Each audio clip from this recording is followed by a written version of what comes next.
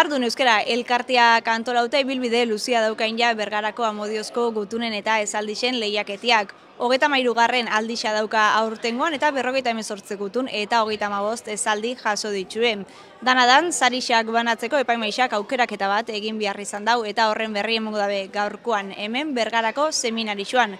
Goazen barrurantz, sari banaketaz gozatzera eta parte hartzaileen hitzak edo protagonisten hitzak entzutera.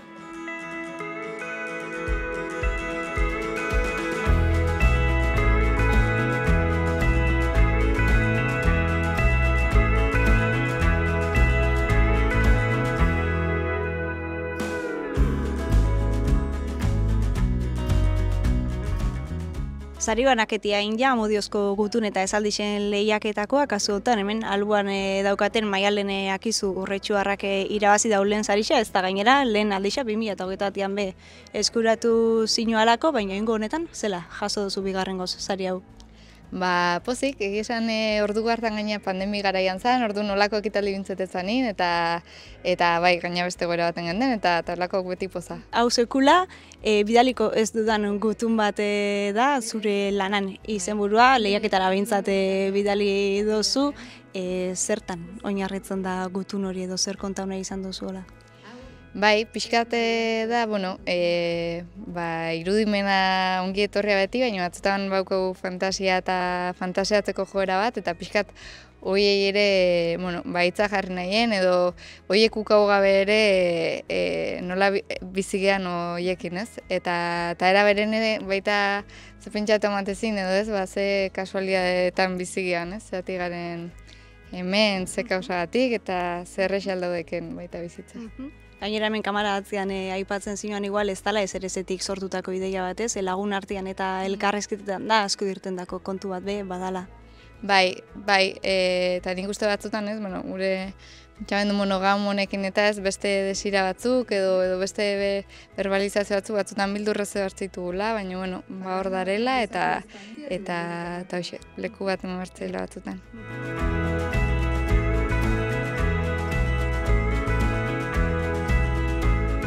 35 parte hartzaile berri egondia aurtengo lehiaketa honetan, eretako bat, Anezuazu Bizkarre Arrasatearra eta kategoria horretan edo esan daigun irabazlea, kasu honetan gizon heterosexual bat maitatza, emakume heterosexual batentzat. Lanakin batetik, zela jaso duzu gaurkoan sarixa? Pozik, ez? Olako zeuze jasotia beti da polintza eta batez beta, hau, justo gaur kuadriakoek etorri denerekin, eta eurei esaten duten, aitzak isa dela, ez dakit, idatzi dozun zehoz eta zure harrikaria dan zehoz, jendeakin konpartiruteko da aukera hori eukitzeko orduan horrekin pozik. Gizon heterosexual maitea. Igande bazkalostea da, berandu heldu zara etxera, eta etorriko zara idatzi didazu buruko minez esnatu zarenean. Izterretara igurtzi eske hurbiltzen zaizun katu baten gorputzaldiarekin. Eta ni etorri egin naiz. Ez zaizkit katua gustatzen, baina etorri egin naiz. Uztailean etorri jaten nola, baina lau ideia edo zera hola, eta hortik hasi nintzen idatzi nauen zati bat, txinoan apartauta eta gero irailean beste hola eserialdi baten idatzi nauen, eta pare bat bloke horrek edo idatzita neuken, eta gero Arrasateko Maria Osesei eskatu nuetan Maria Faurez, emun nola pare bat aholko edo, eta horre mundotzate forma. Kasu honetan, gutuna oinarri hartuta zer dauka esateko emakume heterosexual honek gizonezko heterosexual horri eta maitatzen da benai, aldi berean? Bai, ez dakit, ikustut gutunian dauen dana eta gure baduz apur bat gehiago, baina gehiago nahiko politxa izan da niretako lagun askokin indotela berba hau idazteko, eta igual nik ikusten itxon gauza batzuk edo nire ikurrute jaten gauza batzuk, eta izan dela oso kolektiboa bai hori idazteko prozesu hori edo, bai, ez dakit, elkarrezketa oso politxak eukidote lagun askokin, eta hor batutako dana sartu dut gutunian.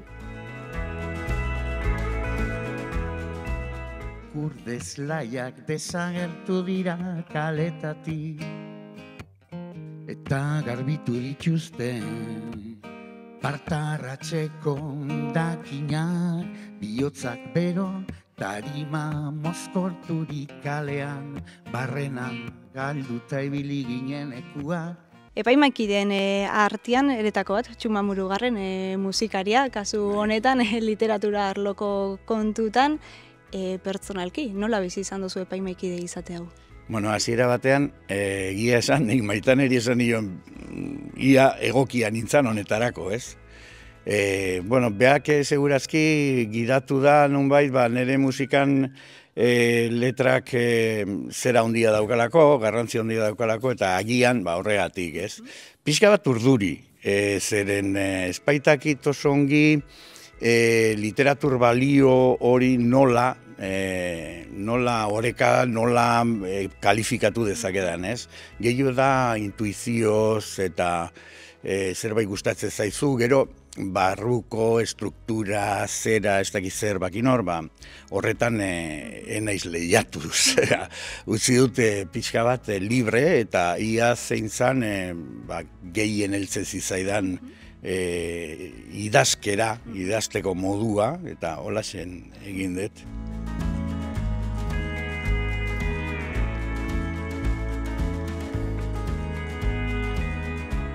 Hemen Maitxan Arizabaletakin gare gaurkoan sari banaketa egin berritan, nola? Junda sari banaketa gustora geratu zate edo zerra? Bai, oso gustora geratu ga. Peni izan da parte hartzaile saridun pare bat ezin izan diala etorri, baina oso azkenian gure jarduneko antzerki taldiak parte hartzia eta plaza eskaintzia guretzat oso garrantzitsua da, eurek euren aletxua jartzia eta gero Txuma Murugarren musikak lagunduta, nik uste dut oso osatua izan dela sari banaketa hau. Eta lehiaketei dagokizunean edizio honi lehen sarreran beha itxatu du 58 gutun, 35 zaldi aurkeztu diela zein ja, itxen duzuen balorazioa? Oso positibua, gehien bat Euskal Herriko leku desberdinetatik jasotzen ditugulako gutunak. Bai, bota duguna faltan da igual, iparraldetik o Nafarrotik gutun gehiago jasotzia. Azkenean gusaiatzen ga Euskal Herri mailako lehiaketa bat izaten eta hor leku batzutara nahi eta ezin, gustu dut ibiltzen gazela. Heldu nahi dugula lekudanetara eta lehiaketa ez dela iristen nahi dugun guztietara, leku guztietara, baina datorren urtean ingo saiakera berezi bat, Euskal Herriko txoko eta lekudanetatik jasotzeko gutunak.